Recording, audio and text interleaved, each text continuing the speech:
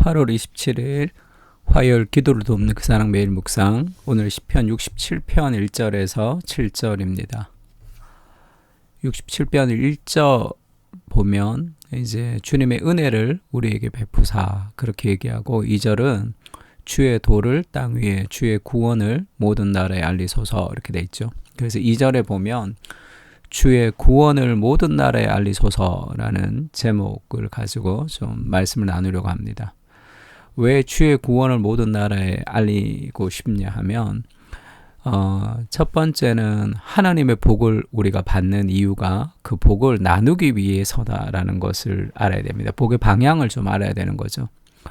하나님은 우리에게 은혜를 베풀어 주시죠. 복을 주시고 그의 얼굴빛을 우리에게 비추십니다. 왜요? 그것을 우리가 받고 누리고 맛보고 끝내기 위해서가 아니라, 그 은혜의 얼굴빛을 비추며 은혜를 받은 하나님의 복을 받은 사람들은 주님의 도를 땅 위에, 주님의 구원을 모든 나라에게 알리고 싶은 그런 마음의 소원이 생깁니다. 우리의 복은 이 복으로 그쳐서는 안 되고 이 복을 나눌 수 있도록 해야 되죠. 하나님 나라가 시작이 되는 것이 창세기 12장의 아브라함으로부터 시작이 되는데, 하나님이 그 아브라함을 부르시면서 내가 너에게 복을 주어 너의 이름을 창대하게 할 것인데 너는 복이 될 것이다. 그렇게 아브라함에게 복을 주어서 아브라함 자체가 복이 될 것이다 얘기합니다. 그래서 결국 아브라함에게 하나님이 복을 주시는 이유와 목적이 있죠. 방향성이 있습니다. 그 복을 혼자 받아서 누리게 원하는 것이 아니라, 그 복을 은혜로 공짜로 주는 이유는 땅의 모든 족속이 아브라함으로 말미암아 그 복을 누릴 수 있도록 해주는 거죠. 하나님의 복이 세상 가운데 흘러가는 복의 통로로 하나님이 우리를 부르신 거죠. 그리고 그 복을 받을 때, 그러니까 맛있는 음식을 우리가 먹으면 그거를 맛있다고 사람들에게 알리죠. 그냥 혼자만 가지고 있는 것이 아니라 맛있는 음식을 사람들에게 좀 알리는, 그게 이제 본성이라는 거죠. 이게 복과 기쁜 것을 사람들에게 알리고 싶어 하는 것이 삶의 본성입니다. 어제 뉴스 보니까, 기사를 보니까 최화정이라는 그런 연예인이 프랑스 식빵을 이제 좋아하는데, 그거를 유튜브 같은 데서 올려가지고 그 식빵을 소개를 했더니 지금 품절 대란 같이 되었고, 그 프랑스 식빵의 사장님이 자기 할아버지의 레시피를 가지고 그 식빵을 만든 것인데 너무 감사하다고 한국말로 한글로 써서 이제 최화정 씨한테 보냈다는 기사를 제가 봤습니다. 그러니까 그것이 당연한 삶의 본성이겠죠. 내가 먹고 너무 맛있는 거를 소개해주고 싶잖아요. 너무 맛있다고 알려주면서 다른 사람과 함께 나누고 싶은 것이, 그것이 그 사람들이 가지는 이 찬양과 기쁨의 특징이죠.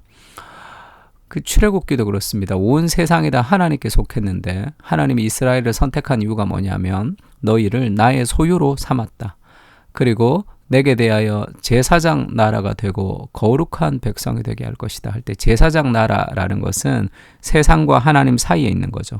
그래서 세상과 하나님을 중보하는 그것이 이스라엘의 선택된 목적입니다. 그러니까 결국 온 세상이 다 하나님의 것인데, 그 온 세상을 다 하나님의 나라로 만들기 위해서 하나님 이스라엘을 먼저 택하신 거죠. 그러니까 우리가 제사장 나라가 되고 하나님의 진리의 말씀을 따라 살아가는 거룩한 백성이 될 때, 그 하나님의 통치와 하나님의 복을 세상 가운데 알리고, 그래서 많은 사람들이 우리와 같은 삶을 살기를 원하면서 하나님의 복으로 들어오는 것, 그것이 이스라엘의 목적이죠. 마치 다윗과 솔로몬 시대의 태평성대죠. 시바의 여왕이 찾아와서 지금 그 소문을 듣고 내가 찾아왔다라고 얘기하면서, 내가 이전에 들었던 소문보다 더 아름답고 더 놀랍다라고 칭찬을 하고 돌아간 그런 사건이 있죠. 그것이 하나님이 원하시는 하나님 나라의 백성의 삶의 방식입니다. 그래서 그 하나님의 복을 땅끝까지 전하는 것이 우리의 목적이며 삶의 이유 같은 거죠. 하나님의 민족들이 주를 찬송하게 하시고 모든 민족들이 주를 찬송하게 해주십시오. 온 백성은 기쁘고 즐겁게 노래를 할지니 주는 민족들을 공평히 심판하시며 땅 위의 나라들을 다스리실 것입니다. 우리가 경험했던 하나님의 놀라운 복과 은혜를 다른 사람들도 함께 경험해야 되겠죠. 그것이 우리가 복음을 전하고 땅끝까지 복음을 전해야 되는 삶의 이유입니다. 오늘날 전도가 잘 안 된다 이런 얘기를 하는데, 전도가 잘 되지 않는 이유의 핵심에는 하나님의 복을 누리는 사람들이 많지 않기 때문이 아닌가 그런 생각합니다. 내가 너무 좋으면 사람들을 끌고 오게 돼 있어요. 내가 힘든 거야. 내가 예수님을 믿는데도 내가 여전히 힘든 거죠. 직장이 힘들고, 가정이 힘들고, 육아가 힘들고, 삶이 힘들고, 그런 삶의 그 환경에 너무 눌려 있으면 내가 복음을 믿고 하나님을 믿지만 그것이 막 기쁨이 아니, 그것을 이길 수 없는 현실의 어려움이 있기 때문에 그러니까 복음을 전할 수가 잘 없는 거죠.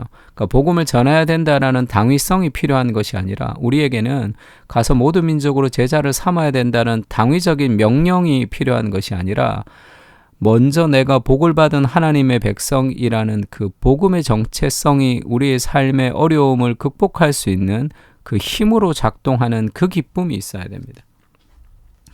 그래서 문화적인 내러티브가 힘들다, 직장이 힘들다, 뭐가 힘들다 하는데 매몰되어서는 안 돼요.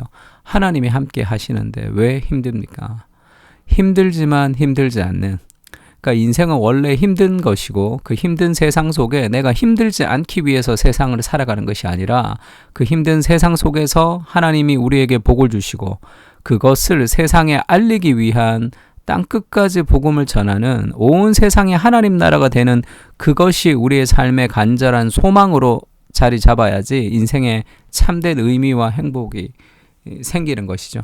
그 기쁨을 알릴 수 있도록 그 복음의 은혜를 내 마음 깊은 곳에 부어달라고 기도할 필요가 있습니다. 그래서 예수님이 그렇게 얘기하죠. 하늘과 땅의 모든 권세가 내게 있는데 그러므로 너희는 가서 모든 민족을 제자로 삼아 아버지와 아들과 성령의 이름으로 세례를 베풀고 내가 너에게 분부한 모든 것을 가르쳐 지키게 하라. 이것이 우리 마음의 간절한 열망과 소원으로 자리 잡아야 돼요. 우리가 기도할 때마다 우리의 기도의 시작의 제목이 뭡니까? 그것이 나의 일용할 양식과 내 삶의 무엇이 아니라 너희는 먼저 그의 나라와 그의 의를 간구하는 온 세상이 하나님 나라가 되는 그날을 우리가 꿈꾸며 기도하며 살아야 되는 거죠. 그것이 우리가 이 땅에 존재하는 이유고 우리가 미리 구원을 받은 이유입니다. 이스라엘이 구원을 받고 하나님의 선택을 받고 스스로의 안정을 추구할 때는 다 구약에서 다 이스라엘 자체가 타락하고 무너졌죠. 이스라엘이 세상으로 나아가야 되는 거죠. 철병거가 있기 때문에 가나안의 정복을 포기하는 것 같은 시대를 우리가 살아가고 있습니다. 가서 모든 민족으로 제자를 삼는 이 세계 비전이 불타는 우리의 가슴 속의 비전으로 하나님 앞에 기도해야 될 기도의 제목으로 서 있어야 되는 거죠. 그래서 베드로가 너희는 택하신 족속이다. 왕 같은 제사장이다. 거룩한 나라요. 그의 소유된 백성이다. 우리가 어떤 존재로 이 땅을 사는지를 알고 우리를 통해서 세상이 하나님 나라로 돌아오는 그 일의 복의 통로로 우리가 그리스도의 대사로 그리스도의 증인으로 우리가 부름을 받았다. 그래서 하나님이 너의 인생에 복을 주셔서 너의 인생에 많은 것들을 해결해 주실 것이고 진정한 그 복과 그 아름다움을 세상에 전하는 그런 사람으로 하나님 우리를 세워주실 것이다. 이렇게 얘기합니다. 바울이 그 마음을 가지고 있었죠. 그래서 바울은 그리스도가 자신을 위해서 십자가에서 죽으셨다는 사실이 너무 감격스러웠습니다. 그래서 로마서의 마지막 장이 16장인데 15장 마지막에 그렇게 얘기하죠. 내가 이 일을 마치고 이 열매를 그들에게 확증한 후에 너희에게 들렀다가 로마에게 들렀다가 서바나로 가리라 이렇게 얘기합니다. 바울은 서바나로 가고 싶었어요. 이 서바나가 스페인입니다. 그러니까 지금 바울이 그 예루살렘에서 로마를 거쳐서 결국 이 스페인에 가고 싶었던 거죠. 왜 스페인에 가고 싶었냐면 그 당시에 끝쪽, 그 당시의 땅끝을 스페인이라고 생각했습니다. 땅끝까지 내 증인이 되리라 했던 그 하나님의 비전, 온 세상과 온 민족이 하나님을 다 알게 하고 싶어하는 그 삶의 간절한 열망으로 그가 로마를 거쳐서 스페인으로 가고 싶었어요. 바울에게는 이 세상의 땅끝이 그 안에 포함되어 있었습니다. 한낱 연약한 개인에 불과하지만 그가 세상을 품고 기도하는 사람으로 그가 살았던 거죠. 그것이 하나님의 백성이 가져야 될 삶의 마음이죠. 로마서에서도 마찬가지입니다. 바울은 로마로 가고 싶었어요. 내가 할 수 있는 대로 로마에 있는 너희에게도 복음을 전하기를 원한다. 이렇게 얘기했습니다. 바울이 로마로 가고 싶어서 결국 로마로 갔죠. 어떻게 갔습니까? 마지막 4차 전도 여행이죠. 가이사라에서 시돈으로 그리고 이제 크레다 항에서 난파를 당하고 그래서 그 바울이 거의 죽을 것 같은 그런 이 멜리다 섬에 이제 안착하면서 죽을 것 같은 위기를 넘기면서 결국 로마로 사형수로 끌려서 로마로 갔습니다. 바울이 그토록 로마로 가고 싶었는데 왜 바울이 로마로 가고 싶었냐면 그때의 로마는 강국이었거든요. 모든 길은 로마로 통한다라고 했던 그 로마예요. 그 로마의 심장부에다 바울은 복음을 전하고 싶었습니다. 그래서 그 모든 길을 통해서 온 세상으로 복음이 전파되는 그 전략적 요충지. 그래서 바울이 로마를 그렇게 꿈꿨던 거죠. 로마의 복음을 전해서 그 로마를 통해서 전 세상이 복음화되는 그날을 꿈꾸며 바울이 감옥이라는 그 죄수의 몸으로 결국은 로마로 가게 됩니다. 그런 삶의 열망이 바울의 열망이었죠. 우리가 무엇을 위해서 어떻게 살아가는지를 다시 한번 돌아보는 아주 좋은 시편이죠. 정말로 하나님의 복을 세상에 흘려보내며 살아가는가? 아니면 내 삶이 하나님의 복이 있는지 없는지도 모르는 그런 삶의 어떤 현실 속에 눌려서 살아가고 있는 삶은 아닌가? 우리를 돌아보게 합니다. 주님 무엇을 위해 오늘을 살아가고 있는지를 기억하게 하시고 주님이 주신 복을 누리고 그 복을 세상에 나누는 인생으로 살게 하여 주시옵소서.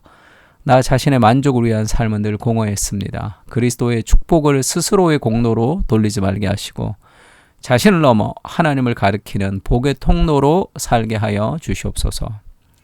주님의 모든 복을 흘려보내고 세상의 끝날까지 세상의 끝이 하나님의 아름다움을 볼 수 있도록 우리를 그리스도의 편지로 그리스도의 증인으로 그리스도의 대사로 살게 하시고 복을 나누며 하나님의 아름다움을 더 깊이 누리게 하여 주시옵소서.